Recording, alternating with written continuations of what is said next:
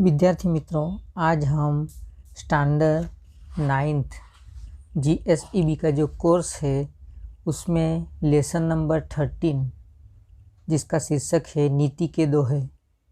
दोहे के बारे में तो हम जानते ही हैं। यहाँ पर इस लेसन के अंतर्गत जो दोहे दिए गए हैं वो कवि रहीम के द्वारा लिखे गए हैं। इस लेसन के प्रश्न के उत्तर और दूसरे जो एक्सरसाइज है वह हम देखेंगे। सर्वप्रथम हम क्वेश्चन के आंसर देखेंगे। सभी विद्यार्थियों को एग्ज़ाम में जो क्वेश्चन के आंसर पूछे जाते हैं, सर्वप्रथम तो विद्यार्थियों को खास सूचना ध्यान से पढ़नी होगी, बाद में उत्तर लिखना शुरू करना चाहिए कि किस प्रकार का प्रश्न पूछा गया है। यहाँ पर प्रश्न नंबर 1 है, निम्नलिखित प्रश्नों के उत्तर 5-6 वाक्यों में लिखिए। यानी कि इस प्रश्न के अंतर्गत आपको जो भी प्रश्न दिया जाएगा उसका उत्तर यानी कि आंसर 5-6 वाक्य में लिखना होगा। देखते हैं पहला प्रश्न। वृक्ष और सरोवर के उदाहरण से रहीम हमें क्या समझाते हैं? वृक्ष और सरोवर के उदाहरण से यानी कि दृष्टांत से रहीम हमें क्या समझाते हैं?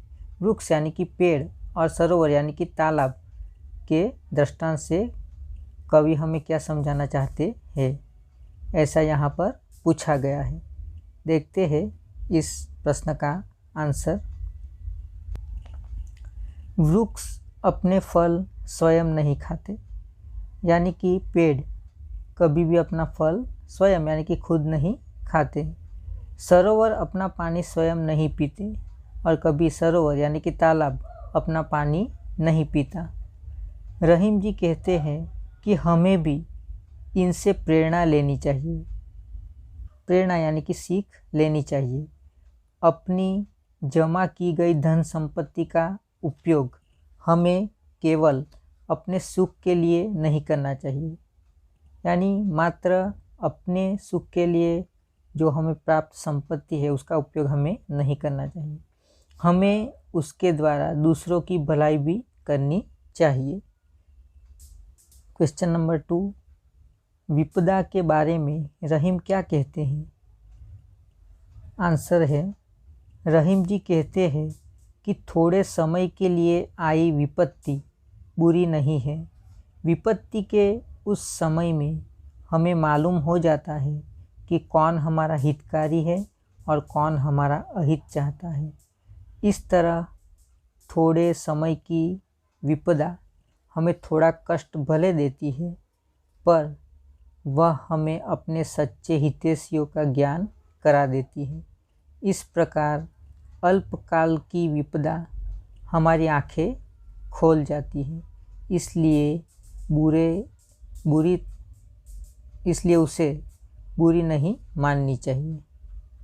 यानी कवि ने यहाँ पर समझाया है कि भले आपत्ति हो, लेकिन आपत्ति से भी यानी मुसीबत, आपत्ति यानी कि मुसीबत या फिर विपत्ति भी कह सकते हैं। तो कवि यहाँ पर कह रहे हैं कि हमारे जीवन में जो भी मुसीबत आए उससे भी हमें बहुत सारी बातें सीखने को मिलती है।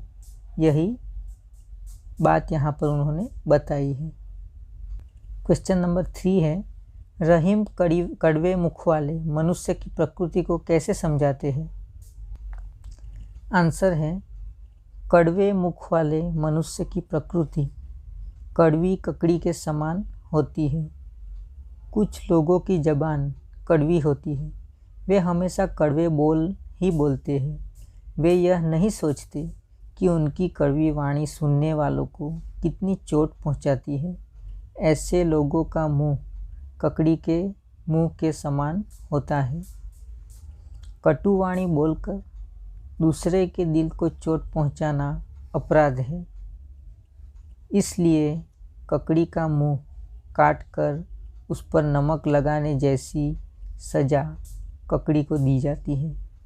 वैसी ही सज़ा इन कड़वी ज़बान वालों को भी देनी चाहिए। यहाँ पर इस तरह से ककड़ी का दृष्टांत देकर कवि समझा रहे हैं। क्वेश्चन नंबर 4 है, लाख प्रयत्न करने पर भी बिगड़ी हुई बात नहीं बनती, ऐसा रहीम जी किस उदाहरण से समझाते हैं? आंसर है, किसी कारण से बात बिगड़ जाए तो उसे सुधारना बहुत बड़ा मुश्किल होता है। इसे समझाने के लिए रहीम जी फटे हुए दूध का उदाहरण देते हैं। फटे हुए दूध से जमाए गए दही में मक्खन बनाने की शक्ति समाप्त हो जाती है। फिर उसे कितना भी मथा जाए, उसमें से मक्खन नहीं निकलता। रहीम जी कहते हैं कि बिगड़ी हुई बात फटे हुए दूध जैसी होती है। उसे सुधारने के लिए कितने भी प्रयत्न किए जाए, वह नहीं सुधर पाती। अब हम देखेंगे प्रश्न के 2-3 वाक्य में उत्तर। सूचना देखिए, निम्नलिखित प्रश्नों के उत्तर 2-3 वाक्यों में लिखिए। पहला क्वेश्चन है, विपत्ति रूप कसौटी कैसी है? आंसर देखिए, कसौटी असली और नकली की पहचान करा देती है। इसी प्रकार विपत्ति के समय सच्चे और झूठे मित्र का पता चल जाता है। क्वेश्चन नंबर 2 है, सुई और तलवार का उदाहरण देकर कवि क्या कहना चाहते हैं? आंसर है, सुई और तलवार का उदाहरण देकर कवि कहना चाहते हैं कि छोटी और बड़ी सभी प्रकार की चीज़ों का अपना अपना महत्व होता है कि किसी चीज़ को छोटी या तुच्छ समझकर हमें उसको नहीं फेंक देना चाहिए। क्वेश्चन नंबर 3, दीनबंधु के समान किसे बताया गया है? आंसर है, दीनबंधु भगवान का एक नाम है। जो व्यक्ति गरीबों और अनाथों की मदद करता है उसे दीनबंधु के समान बताया गया है। क्वेश्चन नंबर 3 है, जिसमें हम एक एक वाक्य में प्रश्नों के उत्तर देखेंगे। सूचना देखते हैं, निम्नलिखित प्रश्नों के उत्तर एक एक वाक्य में लिखिए। क्वेश्चन नंबर 1 है, रहीम के अनुसार संपत्ति का महत्व क्या है? महत्व यानी कि वैल्यू या फिर कीमत। आंसर है, रहीम के अनुसार संपत्ति का यह महत्व है कि उससे दूसरों का भला किया जा सकता है। क्वेश्चन नंबर 2 है, छोटों का तिरस्कार क्यों नहीं करना चाहिए? आंसर है, छोटों का तिरस्कार नहीं करना चाहिए क्योंकि जो काम वे करते हैं वह बड़े नहीं कर सकते। यानी कि जिस तरह से हम कहते हैं कि जहाँ काम आवे सुई, कहाँ करे तरवारी, इस तरह यहाँ पर कवि समझाते हैं। क्वेश्चन नंबर 3 है, सुई का काम कौन नहीं कर सकता?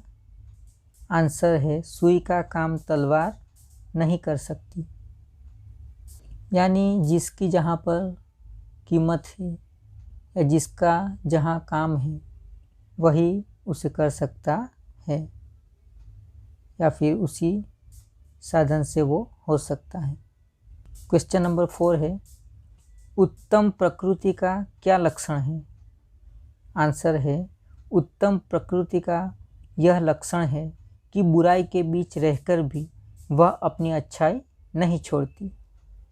क्वेश्चन नंबर 5, बिगड़े दूध से क्या नहीं निकलेगा? आंसर है, बिगड़े दूध से मक्खन नहीं निकलेगा। यानी कि बिगड़े हुए दूध से जो दही बनाया जाता है उससे मक्खन नहीं निकलता।